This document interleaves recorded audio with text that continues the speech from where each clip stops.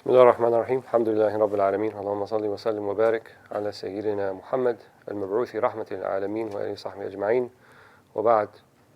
First, I'd like to thank Sidi Shaykh Walead and the rest of the team here at Seekers Hub for inviting us once again. Last year we were here during Ramadan as well, so it's always an honor and a pleasure to come back to the GTA, Greater Toronto area. So I understand that you have been going over the books of the Ihya, or the chapters of Ihya Ulum, and I have been requested to discuss 3 chapters in this session, chapter 24, 25, and 26. Chapter 24 being about Afat al-Lisan, or the, I don't even know how we translated it, holding one's tongue, but looking at kind of the vices of the tongue. So we can't read the whole thing word for word, but I'm going to try to do is at least go through the 20-odd vices that Imam Ghazali talks about. And in the beginning, in the introduction about this section, Imam Ghazali puts a particular emphasis on the importance of guarding one's tongue, and that the tongue is indeed like a double-edged sword. It can do much good, but it can also do much harm, right? Because what we say, there's 2 major things we need to know about what we say. These 2 major things: 1, what we say is significant, it's not insignificant, number 1. And number 2, it has an effect. It affects other people who are earshot of it, or it can affect people who may not even be in earshot of it by hearsay. Someone might say, well, I heard Fulan say this and this about you, right? And if you actually said that or you disseminated that, so that being the case, then it does have the potential to do a lot of damage. And I should state also that while the pre-modern books like Ihya Ulum are talking about things we actually say, like a talaffuz, we pronounce, obviously that extends to any which way we may communicate something. So that includes not just what we say, but what we write, what we tweet, what we disseminate. And I said last year, and I had some opposition a little bit from some corners, I said also what we retweet, right? What we propagate. We may not have said it, right? We may not have originated it, but if we contribute to its dissemination, then we have a role in whatever that is said or what is retweeted in affecting other people. And it's significant. And how many are the times that we can count, probably just this year alone, where people's reputation have been completely maligned, if not destroyed, based upon something that happened on the social media or something about, along the lines of the internet.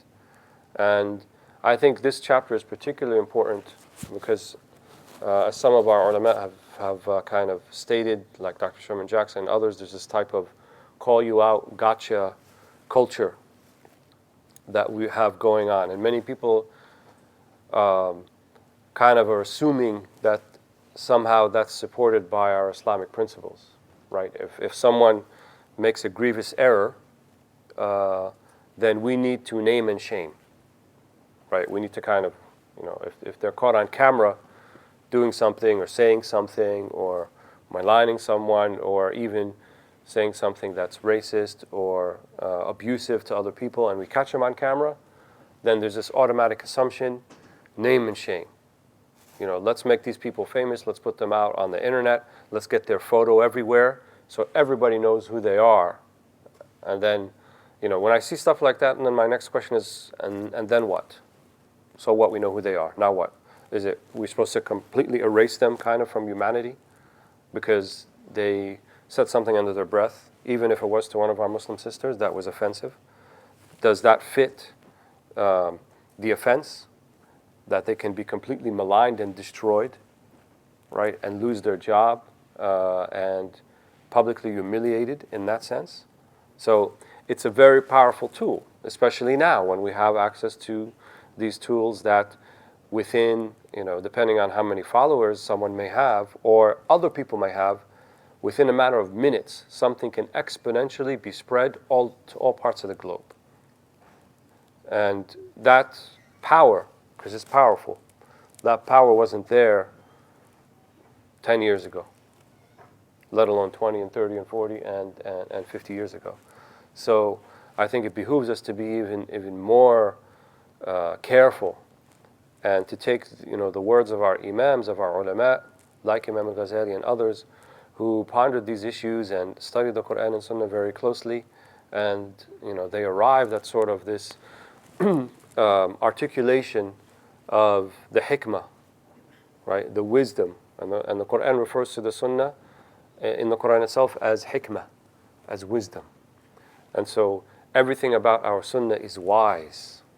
Everything about what the Prophet ﷺ did, the way he acted, his mannerisms, the way he treated people, there was a wisdom about it. Nothing was done in vain. Nothing was haphazard, right? And so when the Prophet ﷺ would say something, right, when people, one of the Sahaba asked him, are we taken to task by what we say? And he said it like you're reading the hadith, like he's surprised. أَنَحْنُ مُؤَخِذُونَ عَلَى مَا نَتَلَفَّظ بِهِ أَوْ مَا نَتَكَلَّمُ بِهِ. Are we taken to task about what we actually say? Is that like a big deal? We didn't hit anybody. We're just saying something.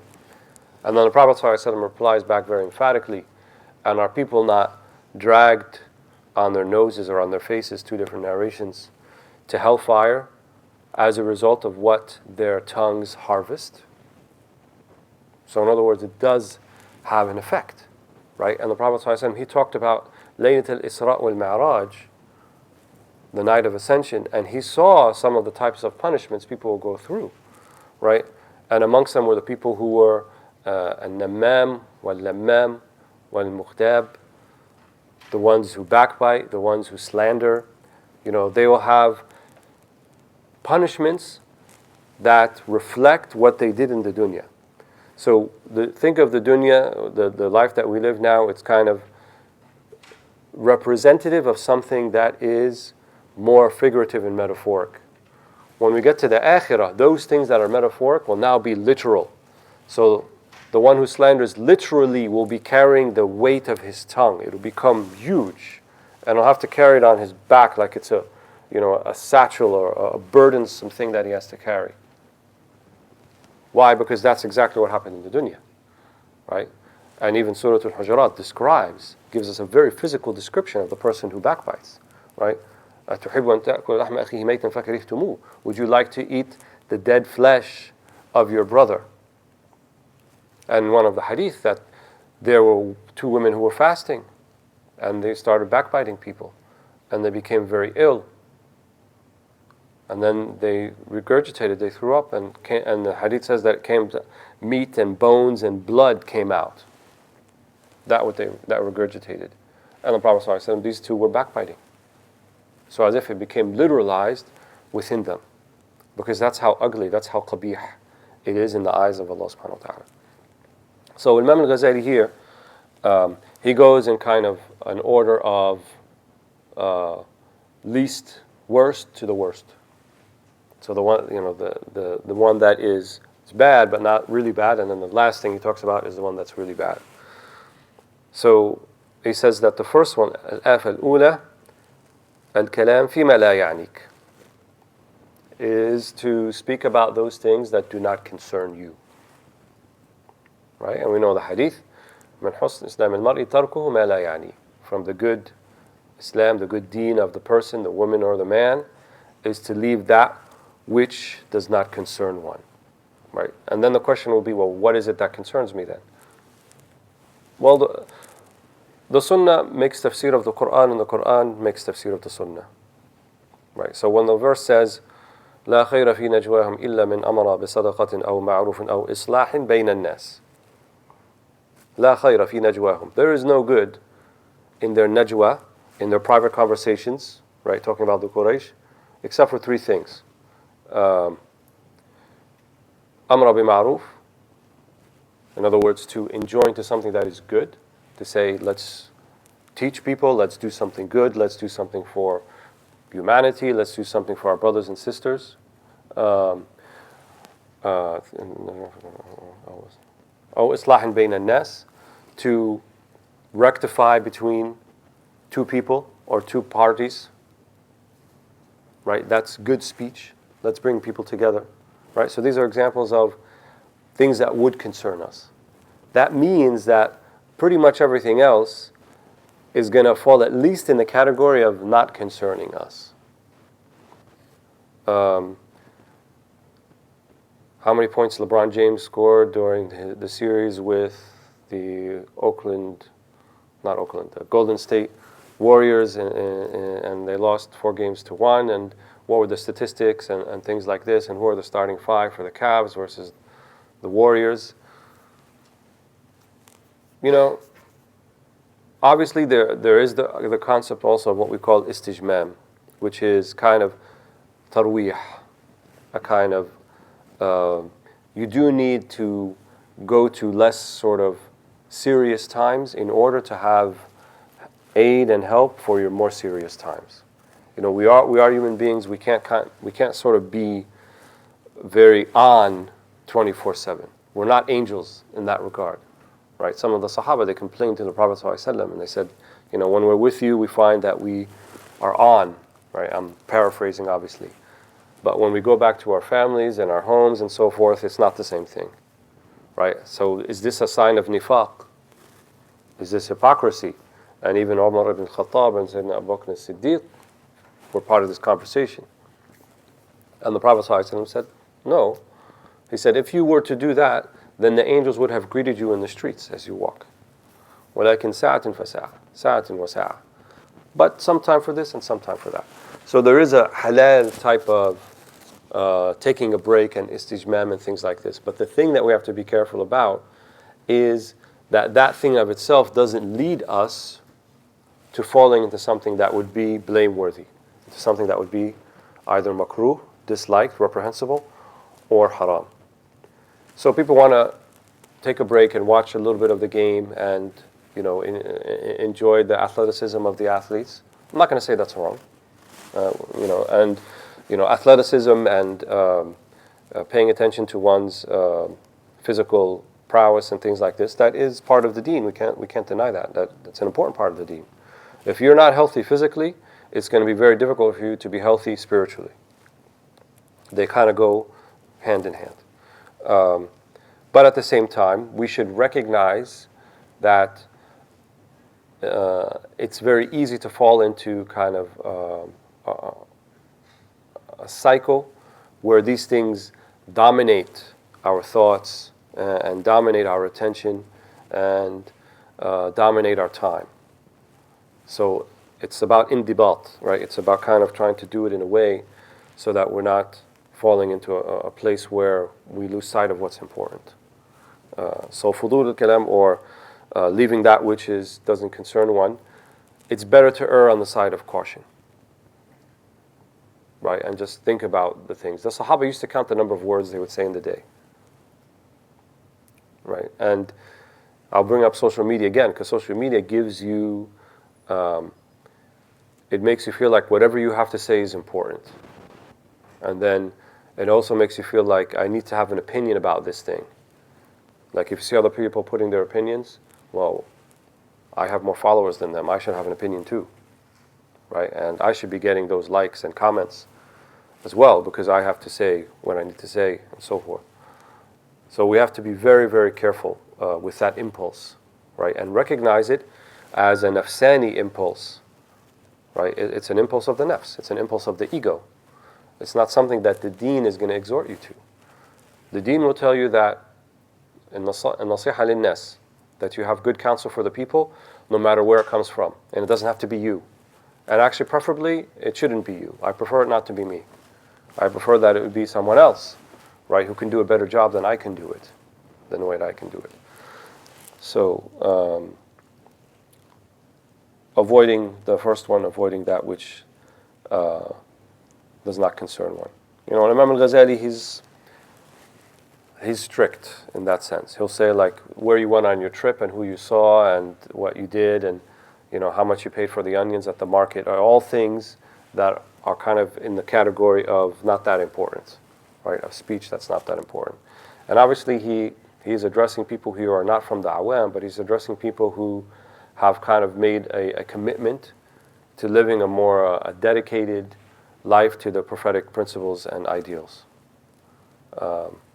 If that's what you want to do, then what it's saying is, if you're going to go that route, then do it all in. Do it the right way, right? Don't just focus on the ritual aspects of the deen, the number of prayers and the number of days that you fast and things like this, and then you neglect what really is the important underpinning of the whole thing altogether, which is to avoid those things that the Prophet ﷺ avoided, right? And to avoid the haram and to embody the character of the Prophet ﷺ. How many of the people who can boast of their ritual prayers and how many prayers they've done, how many days they've fasted, how much money they've given to sadaqat, and then this comes sort of like emblematic of, well, this is the deen. It's an aspect of the deen. It is even pillars of the deen, but it doesn't mean that that's the measure of where one is with their relationship with Allah subhanahu wa ta'ala, especially if they want to have a committed, sort of dedicated principled way about living their life. These are the things that one has to be aware of. These are the things that separate al-awliya min al-muddi'een. The people who are true awliya and then those who just make claims. These things about them. So move on to the second one, al-af al-thaniya, he calls fudul al-kalam. And this is different than the one before it. Speaking about something that is not concerned one is the first thing. The second thing, fudul al-kalam, is talk that is trivial or repetition of something that's not important. Right? Just like sometimes people just speak so that they can bring people's attention to themselves. They're looking for people's attention. So this is called fudul al-kalam. And remember, these are in increasing order. So these are the two least bad ones. As we go to the 3, 4, 5, 6, all the way to 20, they get worse and worse. So I'm going to go with a little bit more speed here in some of them. The third one, al-khawd fil batil wal-ma'asi كحكاية أحوال النساء ومجالس الخمر ومقامات الفساق. This one now is to talk about things that are actually haram to be doing, haram to do, but then you go speak about them. Right? So you talk about some type of illicit type of gathering that took place, or I couldn't believe that I saw that roulette wheel on TV and look at how much money that guy made from the slot machine, and wow, that's interesting, and or look at that drunk person and how much of a fool he made out of himself, and things like this. So that's talking even a condemning way, but to talk about it in sort of a praiseworthy way is even worse about those things. And I would also include in this that the mushahadat, the things that we see, that we look at, that also depict things that are haram, should also be avoided, right? There's a general principle, they say, everything that is not permissible to speak about is also not permissible to look at, to engage with. So the images that enter us, right, and we think that they're innocuous and we think they don't have a more of a long-term effect, they do have an effect. They stay with you. Especially images, pictures that you see, or video. Because any type of simple reminder will have you recollect them. And as long as they're kind of imprinted on your heart, like Imam Ibn Ata al-Secondary, he says, right? وَسُورٌ الْأَكْوَانِ مُنْطَبِعَةٌ فِي قَلْبِكَ. How are you going to reach a greater understanding of the divine, of Allah subhanahu wa ta'ala, and the pictures of the forms are imprinted on your heart, right? They occupy your thoughts. Your subconscious works continuously, and your subconscious can work for you or against you. So you may not be actively watching that last movie or listening to that last pop song or rock song, but your subconscious may be busy with it. And when your subconscious is busy with it, that means it's not busy with other things. One of the things about creative people is that even when they're not actively doing something creative, their subconscious is helping them do that creative thing. That's why ideas come to them sort of what seem to be spontaneously, but they're not really that spontaneous, because in the background, you were working on it to begin with. Right? You know, like if we're going to use an example of like software, you have an app running in the background, right? So your subconscious is kind of like that app. It's running in the background. So if you have too many other apps open that are nonsense, then they're taking up all of your computer power and your RAM, your memory, and as a result, the thing that's in active mode doesn't run that well. Right, the app that you're on right now, which is you, as what the things that you're doing. And I would venture to say that this is one of the secrets of dhikr, of the remembrance of Allah subhanahu wa ta'ala. And it's one of the reasons why the ulama say that it's better to do dhikr with no even hudur, no presence of mind, than to avoid dhikr at all. So it's obviously better to have dhikr and you have a hudur, you have a presence of mind and heart. But that doesn't preclude you from doing dhikr even without that, because that has a benefit as well. So even when the tongue is working, right, it's at least getting you on a spiritual level, so that even when you're not doing the dhikr actively with your tasbih or reading the Quran, then it sort of begins to get imprinted upon the conscious of your spirit, right? And then it's working for you even when you're not actively doing it. And then the adverse is true, right? When you're working with nonsense things, those things are also working against you even when you are not actively doing them, right? That's why, when people ask, how do I have more of a presence of mind and heart in the prayer? I just get in the prayer and I'm just busy and I can't focus and I can't concentrate. The problem is not your prayer. The problem is what you're doing outside of the prayer.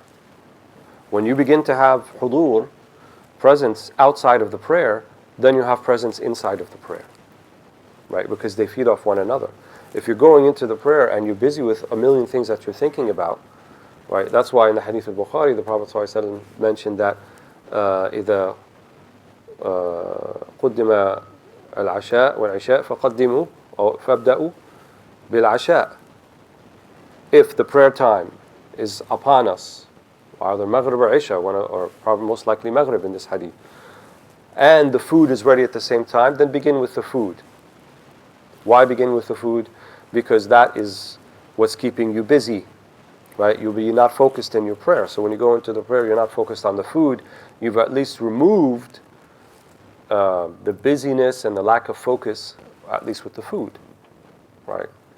Prophet ﷺ also, during Ramadan, for example, also in Hadith al-Bukhari, he would single out a particular space in the Rawdah, in his masjid, and pray in that space consistently. Why? Because it helps one focus better. So all the things that would lend us to focus more, not just in the prayer, but outside of the prayer, if it leads us to a greater focus, then that thing becomes meritorious in of itself. Imam Malik is recorded to have said, if I knew that sitting on a pile of trash would bring my heart closer to Allah, then I would do it. Because the point is to bring you closer to Allah subhanahu wa ta'ala. That's the whole idea. Sometimes a sin brings you closer to Allah. Ibn Ata'illah al-Sakandari said, رُبَّ مَعْصِيَةٍ أَوْرَثَتْ ذُلًّا وَافْتِقَارًا خَيْرٌ مِنْ طَاعَةٍ أَوْرَثَتْ عِزًّا وَاسْتِكْبَارًا.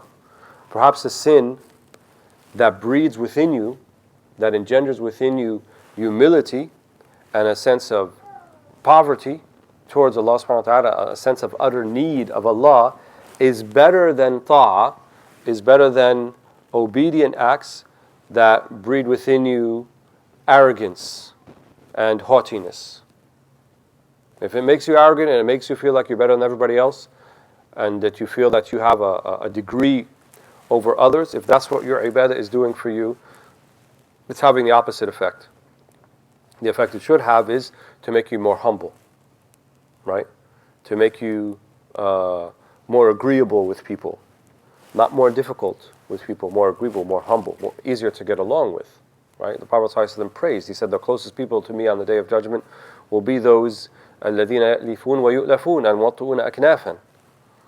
The ones closest, أَحْسِنُهُمْ أَخْلَاقًا, the ones who are best in character, the ones who get along with people very easily, and people get along very easily with them.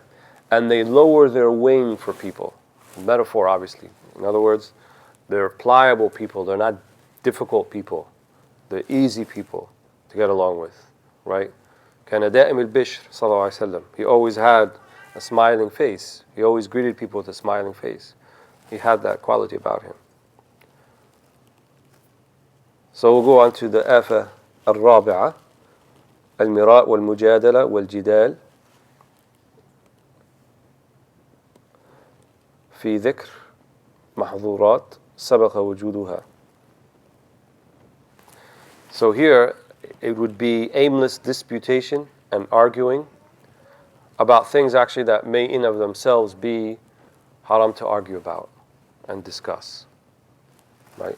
These are not necessarily things of the deen per se, but these would be things, I think, much of the discussion many people have about political realities or political situations and things like this. And then people have heated arguments. Well, I think that this country should do this. And, well, are you kidding me?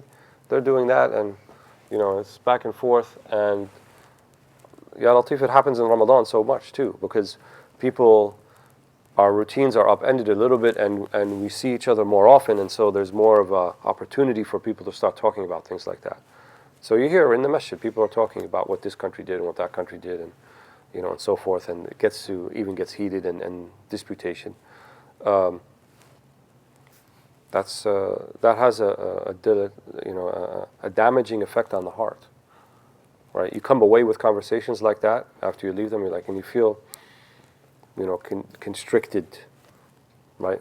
It's not inshirah, it's tadyiq, it feels constriction. So avoid those type of things, right? And many of these things, obviously it takes two people to engage in it. So many might ask, well, what do you do when someone is talking about things like that? How do you disengage, right? Either you try to change the topic, or sometimes I think, if this is a matter of your deen, it's okay to say, you know what, I'd rather talk about something else. Maybe we can talk about something else besides that. Maybe we're not going to reach an agreement on this thing you're talking about. Let's talk about something else, and so forth. And sometimes you just have to walk away. But exhaust the other possibilities first, to do it in a kind of nicer way. But if that doesn't work, at the end of the day, we're all responsible for our own selves. So الآفة الخامسة, or the fifth one, الخصومة, وهي أيضا مضمومة في أن تخاصم إنسانا لتستوفي حقا أو مالا. And this is khusuma means to make someone, here I guess he means by speech, say something about someone so that they become an enemy of you because you felt that they usurped something of your right. They have something of yours, it could be money, it could be something else, but then you start speaking about them in a way, right, that doesn't just stop about the fulfillment of that right, but you start talking about other things. And this is very common too, right? Because even if you were in a mahkama, if let's say theoretically you're in a court and you have a judge, you're not allowed to talk about the other things you think are wrong with that person. You have to be subjective and stick with the case at hand. You had some type of business transaction, and there's a dispute about how much money was put in or not put in or something like that, and there's a disagreement, then you stick to that issue. You don't go talk about, well, you know what, this guy, he's 3 times divorced, and he, I heard that he beats his kids. And then you tell the judge that. What bearing does that have on what you're talking about right here? Right? And even if we're going to talk about the idea of credibility and things like this, that would be a separate sitting. It's not something that should be made public in that sense. But people will do this in the court of public opinion all the time, right? And it's an afsani thing, right? People want to feel like validated in their opinion about somebody. So if you feel that this person you're already a little bit upset with, and then you hear some things that may or may not be true about them, but they confirm and validate the already preconceived opinion you have about them, then we're prone to very quickly falling into believing that. Psychologists call this confirmation bias. So it confirms your notion. So then you say, no, it's got to be true because I know that he did this, so that other stuff must be true. Whereas in the deen we have this concept called insaf, right? And literally insaf means to put something in two halves. But what it means here is that you exercise your impartiality to the best degree that you can. Okay. I didn't even get through this book yet, but okay. So you exercise your impartiality to the best degree that you can so that you don't jump on sort of the public bandwagon that is, blaming this person and assassinating the character of this person because it confirms something that you thought was already to be true about them. And these are very umur ghamida, yani. These are things that are very subtle and they're not easy to pick up on. But consider yourself amongst the people who are blessed if you can recognize those things within yourself. Right? Sayyidina Umar ibn Khattab, he said, Rahimahullah imra'an ahda ilayya ayubi. May Allah bless the person and have mercy on the one who guides me to my mistakes, to my shortcomings, so that I can see my shortcomings. So that's a little bit of flavor of the 24th chapter. I've been told I should move on because there are 2 other books, right, we're supposed to do. I'm not going to explain them. I'm just going to kind of just read the next 20 real quick, just so you have an idea. So we talked the 5th one, the sixth one, التشدق في الكلام بتكلف. In other words, trying to talk very poetically and flowery so that you get people's attention. That's number 6. Number 7, السب والفحش وبذاءة اللسان, cursing and using vulgar language. That's number 7. Number 8, اللعن, which is here, just very big explanation. Al-fuhsh just means vulgar language. Al-la'an in Arabic means cursing, means to kind of condemn that person to be a damned individual, a cursed individual. And here, Ghazali said, you shouldn't do that with anything, not even with an animal. Right? The woman who cursed her camel, or subjected the camel to this type of vulgar speech, the Prophet ﷺ rebuked her for doing that, even though it's an animal, because the animal, in one of the other riwayat, came and complained to the Prophet ﷺ about the treatment from its owner. So we have no dhikr that says la'natullahi ala shaitan. Ghazali says later in this chapter that no one does dhikr about putting cursing on the shaitan, on the devil, even though it's jaiz, it's permissible, but it's not going to bring you closer to Allah subhanahu wa ta'ala. So if cursing the devil is not going to bring us closer to Allah subhanahu wa ta'ala, then why would we curse a human being or an animal or anything like that? Right? We want hidayah, we want guidance for people. Even if we think that they're an oppressor, we want guidance for them. That would be the best outcome, rather than Allah to curse them. So that was number 8. Number 9, he says here, al-ghina wa-sha'r, which is a type of, here he has a general principle. That which is of poetry and singing that is good, the good of it is good, and the bad of it is bad. So if the meanings are good and it's done in a manner, difference of opinion amongst the ulama in terms of the sharia kind of ruling about certain types of music and singing, but if it falls under those conditions, then the meanings of it that are good, then it's considered to be good. If the meanings are bad, right, and lend to iniquity and to qada shahawat and fulfilling physical appetites, then that would be the bad kind. So that's the criteria in determining it. Number 10, al-mizah, which would be joking too much. Prophet ﷺ did joke with the Sahaba, but joking in a degree where then it could lead to husuma. It could lead to people getting upset with one another. Number 11.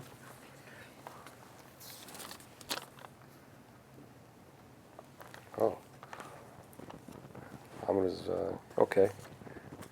Are we supposed to do the next two or the next? Oh, just the next one. How much time we have? Oh, okay.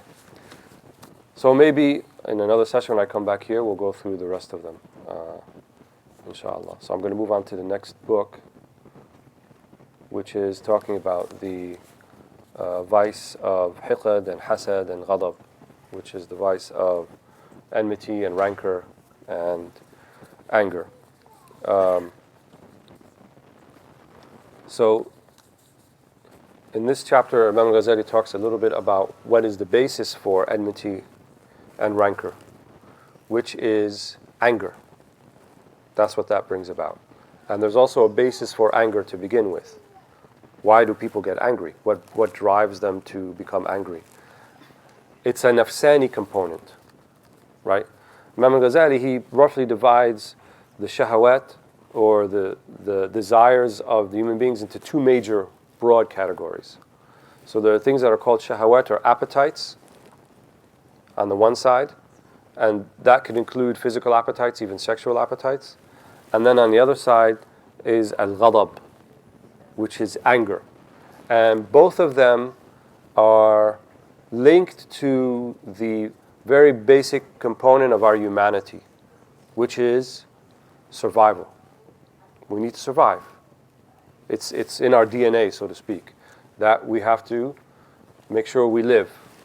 So the physical appetite, for example, you need to eat and drink to live. You go X number of days without water or something, you're in danger of not living after that.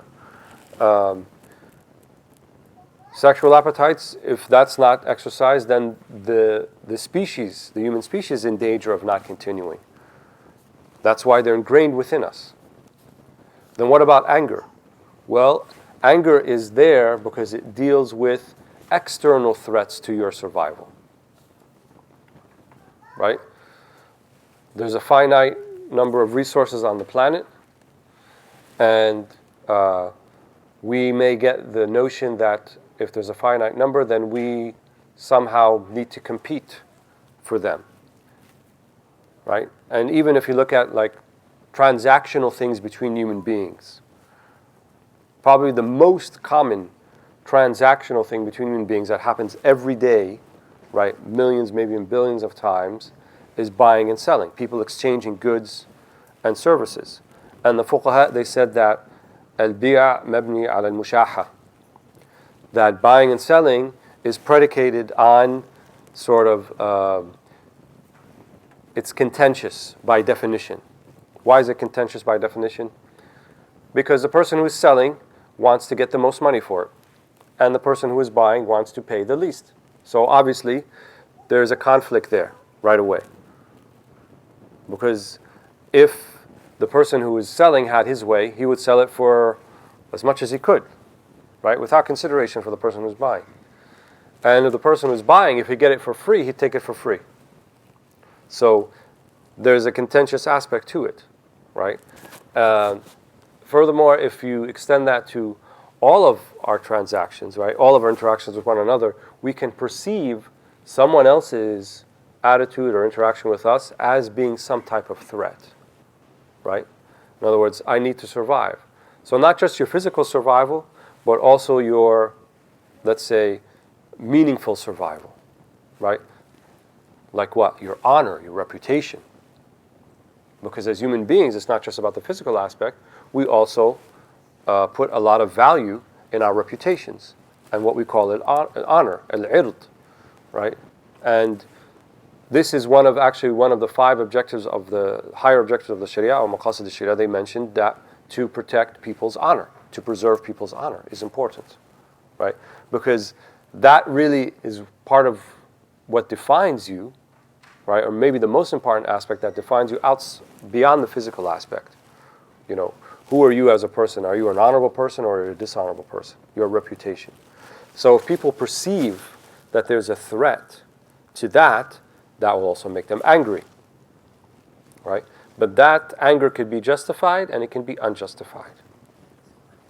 So people like Imam Ghazali, who were the ulama of suluk and tazkiyah, they said that the unjustified way, or the unjustified variant, is when it's a perceived slight, not so much of your honor, but of your ego.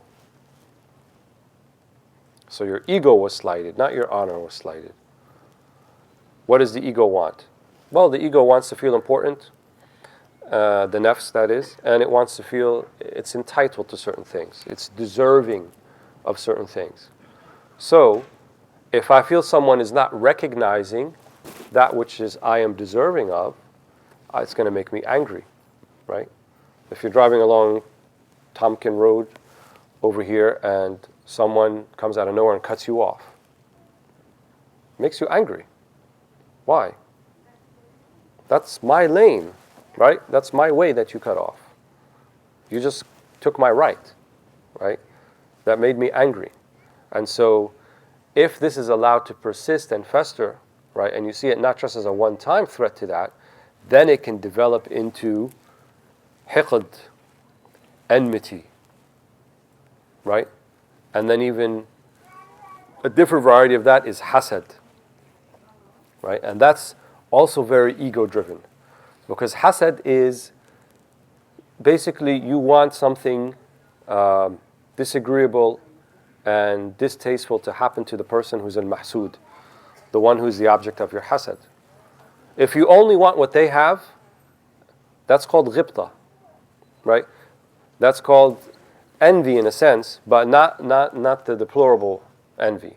Unless it's something that you want of theirs that it's haram to have to begin with. But if something of theirs that they have and you'd like to have something like it, right? They have knowledge, they have even wealth, but they use it to build roads and bridges and wells and schools, and he said, well, if I had that, I'd do the same thing too. That's called ghibta, right? And the Prophet ﷺ, he said, "La hasad illa fi ithnain." There's no hasad except in two things.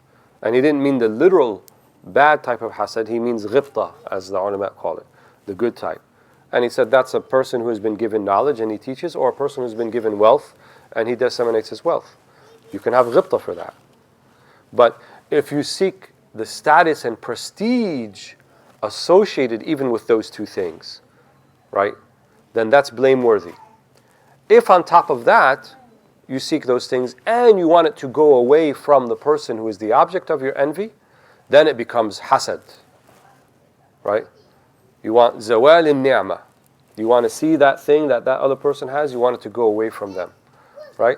That's a very violent, we're going to have time for question and answer or just straight? Okay. That's a very violent attitude to have, right? You want something bad to happen to them. You want injury to come to them. And that is what the hasid does to the mahsud. So I'm going to skip a little bit in here and read some of this.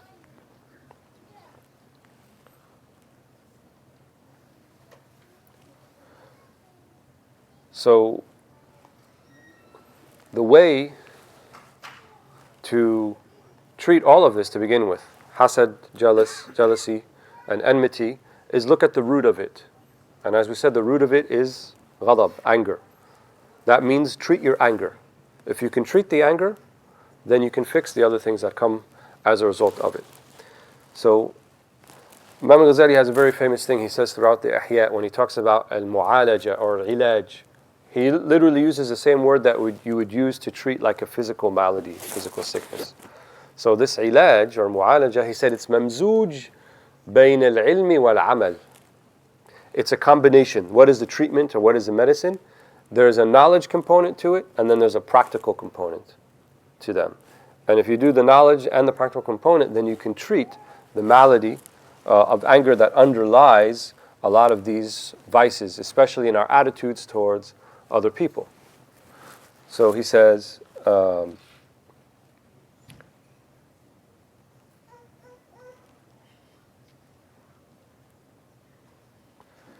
بيان علاج الغضب عند هيجانه وذلك بأمور منها أن يعلم ثواب كظم الغيظ كما سبق ثم يخوف نفسه بعقاب الله.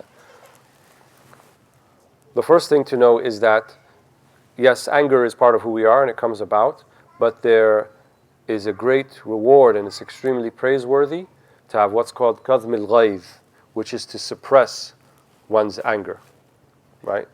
And suppression and refraining from things, it's not very popular to do things like that anymore.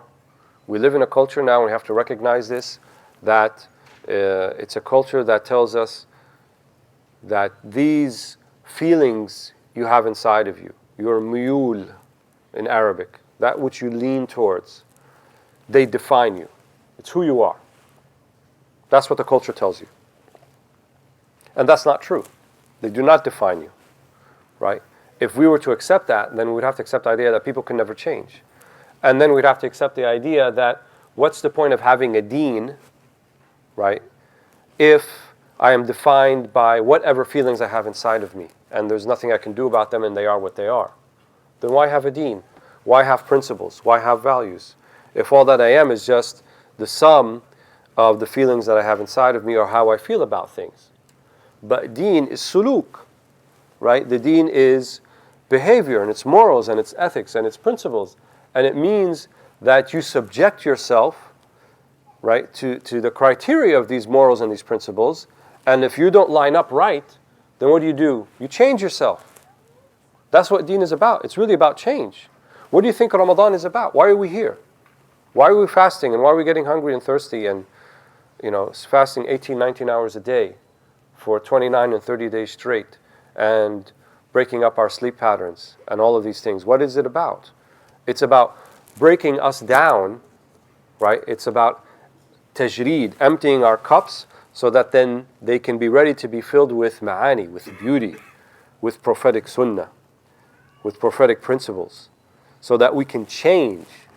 We can be something better than we are. You can be the best version of yourself. Everybody has the best version of themselves. And not everybody has reached that best version.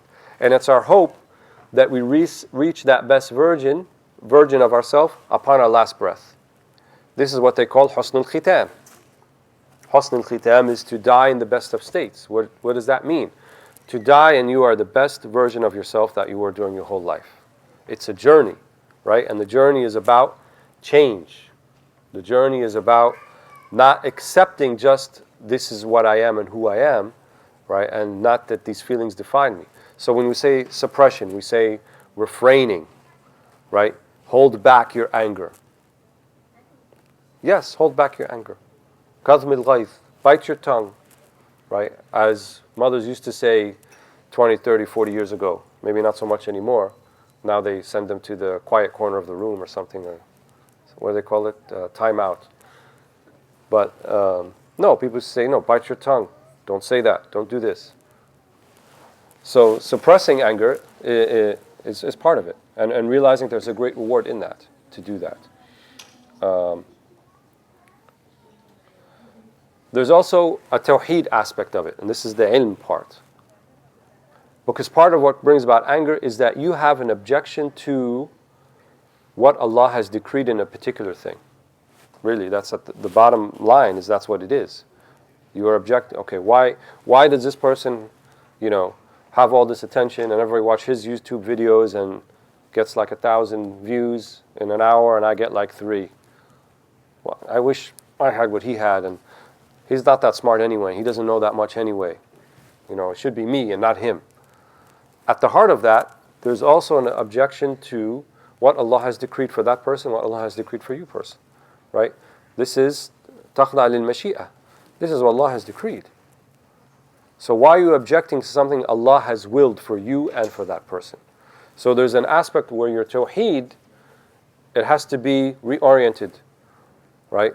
And we can get in a long discussion about it, but definitely one of the higher maqams is called al-rida bil-qada, to be content and pleased with that which Allah has decreed for you.